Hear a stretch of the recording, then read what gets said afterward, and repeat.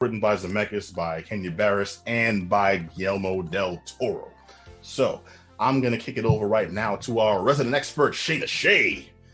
I will say the one thing that kind of threw me off right at the beginning was Chris Rock's doing the voiceover. And there are moments where it's fine, but there are moments, especially when he's trying to ham it up and like be funny, it's actually not, and it kind of breaks with the, I don't know, I guess the general feel of the rest of the movie.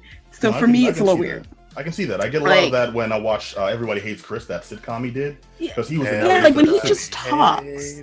Yeah, like when he just talks instead of like vocally mugging, it's fine and it goes fine. But as soon as he starts being a little too animated, it's like, dude, calm down. This is not a cartoon. You here? I need you here. Right. I agree with you on that opinion. I will say, however, this was totally a cartoon. Yeah.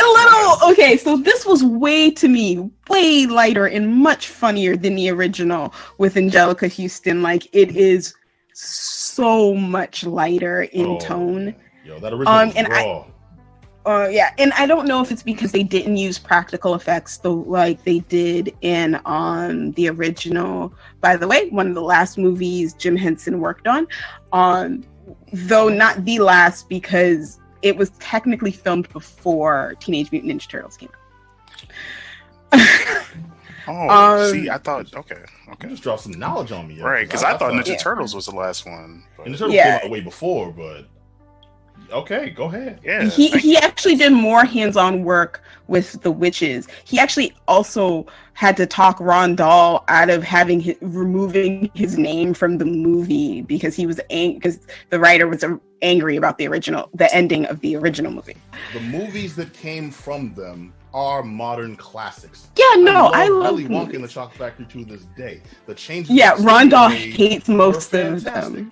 The animated James and the Giant Peach story is damn entertaining and it's good. Really use that aesthetic to its advantages. And I mean, dude, the original Witches we just talked about at the start, how horrifying it was. There's not many horror movies that kids can watch and be horrified, be entertained, and not be traumatized.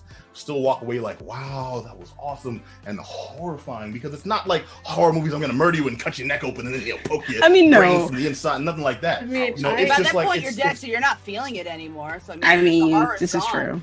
I mean, I watched Lord of the Rings when I was like 7, so like there's nothing really I can compare to watching that as a kid.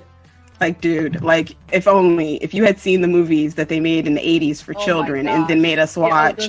But you know what? A lot of those movies I have a lot of fond memories of, even though they scared me. Like, Witches scared me, but I still liked the movie. It was a good movie. Can I just say, I wish y'all had told me about the old movies, because this one, I really thought this was the only version, and I was like, I didn't know there was an original. I didn't know there was a book. What I'm getting at, I'm not trying to clown you or anything. I'm just saying that statement makes it seem like the onus was on us to say, okay, look, just so you know, what's been available for the last 20-something years, right?